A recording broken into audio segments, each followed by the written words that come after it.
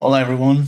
So today I would like to show you something I learned after spending hours and hours, days, years watching tutorials, reading books, articles, videos, whatever.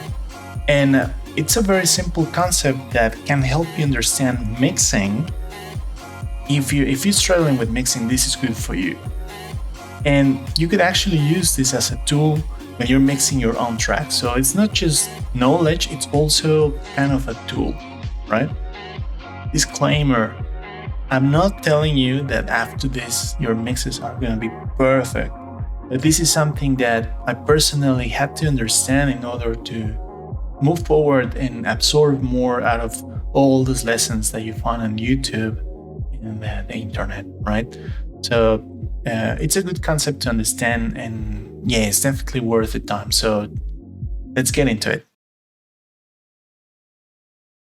Okay, so step one, we just have to understand what pink noise is. I'm having here on the screen, this is a very good website, and I'm gonna leave the link in the description below. I don't want to lecture you with all this stuff. I think it's better if you just read it. This website is great because it's a basic, good explanation and comparisons with other types of noise.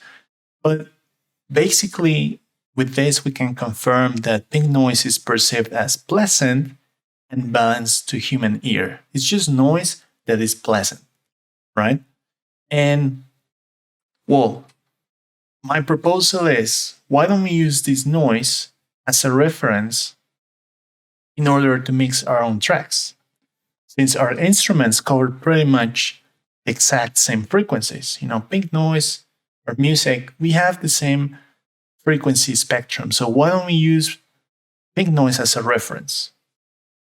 Now, another disclaimer. I'm not saying we should make our music sound like pink noise, because pink noise is just noise. It has no dynamics. It's not musical. It's not bouncing. It's not melodic. Noise is just noise. But in terms of the peak level of the frequencies, I think there are similarities. So in this website, you'll find there's a link somewhere here where you can download the noise. Let's listen to the noise and try to identify, what it sounds like, right? So there we go.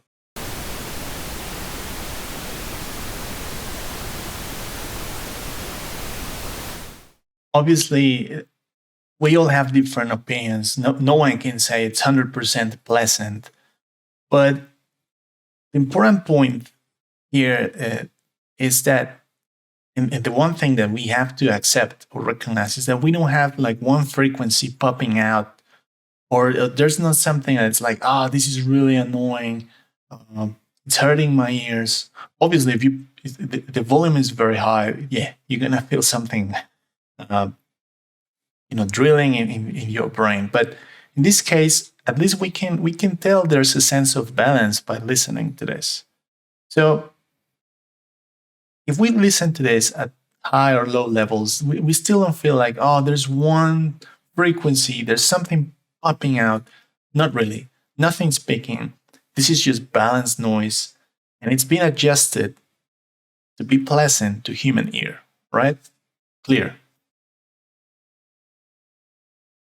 Okay, so we're getting into step number 2. How are we going to use it? So we're going to load this sound in our DAW or MPC, and we're going to compare the track to it. The easiest way to do this is by loading Pro Q3 on the master track at the very end, or the bottom of the chain, and then sidechain the signal of the pink noise so we can see both at the same time. Let me show you. Okay, so this is how it works. This is my Ableton project.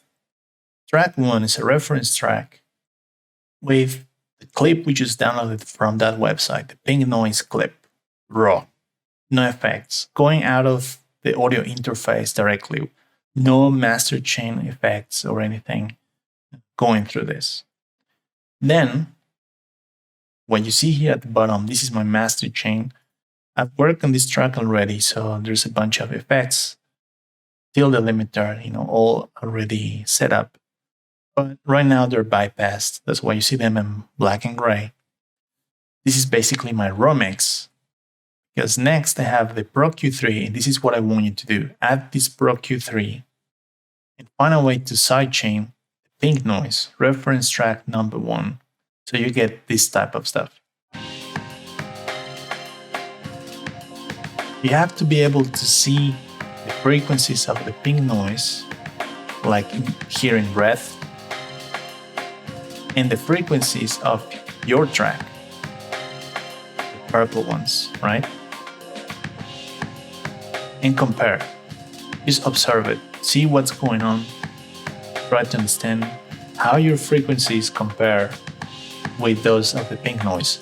And if you need to increase the level of the pink noise, here in Ableton we have this little knob gain that's gonna level up or down. The important thing is not the loudness, but the balance, the proportions.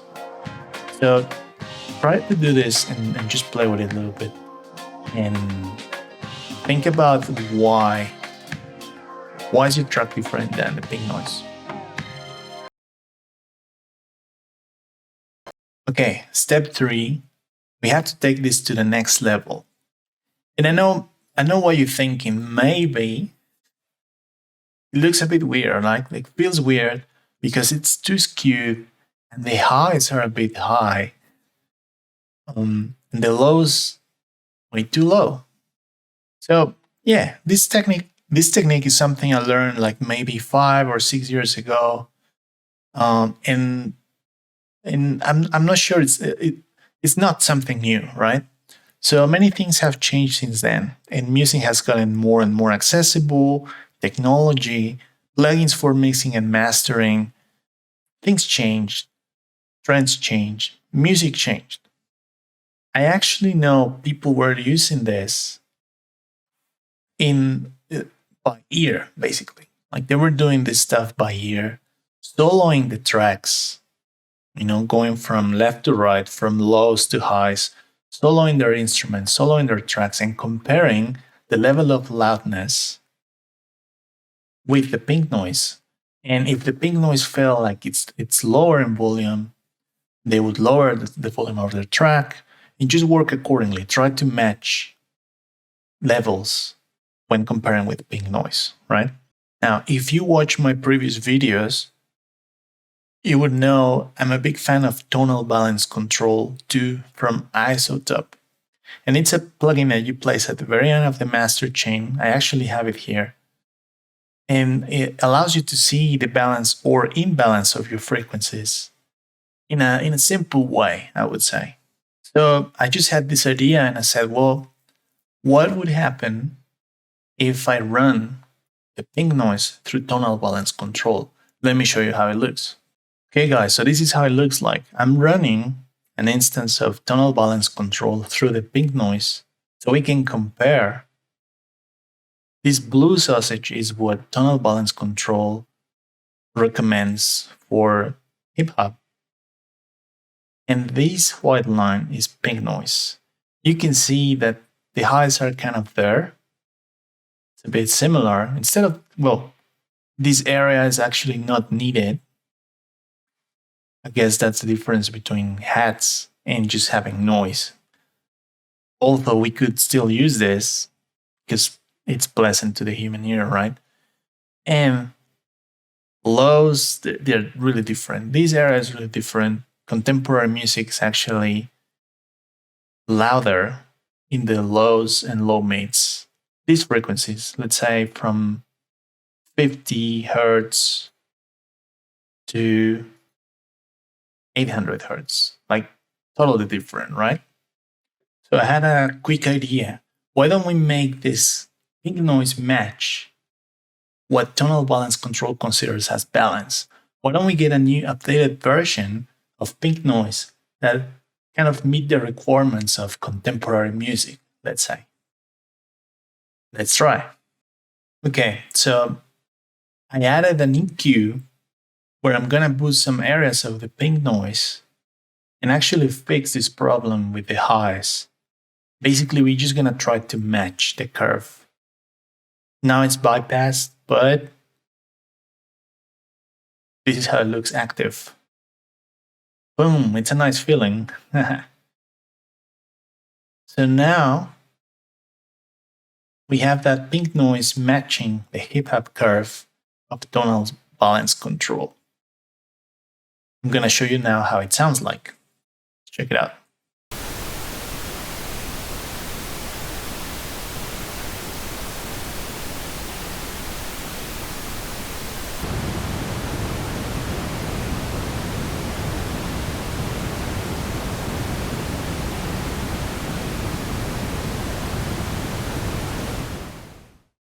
Now that we updated the curve, the pink noise curve, we can load it again, Fabfilter Pro Q3, the very end of our master chain.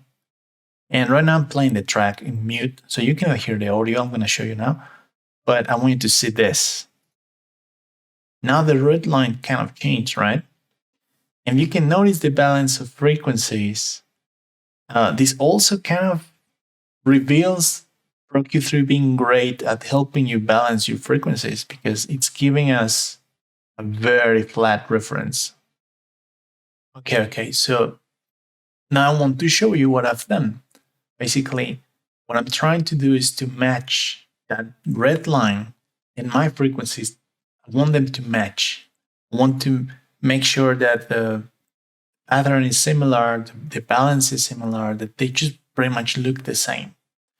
And for that, I'm gonna do mixing, like boost levels, add compressors, lots of stuff.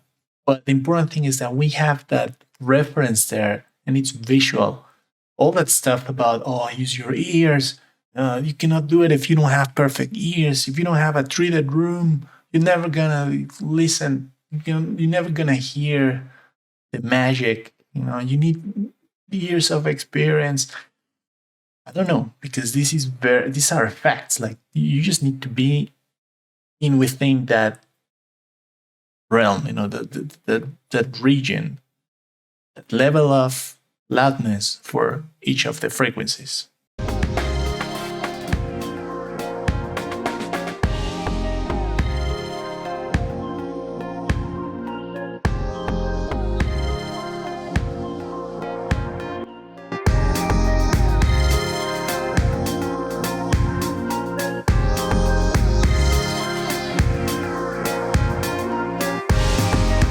So now you can see how I try to boost my levels for all the frequencies. And this line is my reference. I know sometimes I go up and down. I know the loudest might be not the same, but you can see that I'm following this trend. I'm using the frequency of the pink noise, adjusted pink noise, as a ruler that tells me what's the right average of loudness for each of the frequencies. So I hope this concept helps you understand a bit more about how mixing works. It was actually harder to explain than I thought. But the best thing is that you can do this. Just if you have Pro Q3 and the pink noise sample in mind, you can actually sample what I've done if you want to match the tonal balance control frequencies. But yeah, you can test it by yourself. And well, you need lots of patience for good results because you have to boost your levels and play with your project in order to get that perfect line. I can show you how I do it in future videos. The important thing for me is to tell you that I don't believe this is something that's like exclusive to geniuses. Like you need magical, perfect ears to understand mixing. Of course, what I just shown you is like many people will tell me, it's not a perfect mix. You could have done this or that. I know. But in order to get something balanced, that's acceptable, that meets the standards of loudness, where all the frequencies are well represented, this is a good reference. This is a good starting point, understanding this. pink noise, maximum level per frequency concept. When we do mixing and mastering, there are more variables to consider. The frequency loudness is not the only thing we have to worry about, but it's very important. And it's I think it's the first thing I started figuring out and made me feel like I was getting closer to sound better, to produce things that were a bit more impressive and enjoyable. Let me know what you think in the comments, and I'll be showing you more stuff that I know in future videos. I'll see you soon.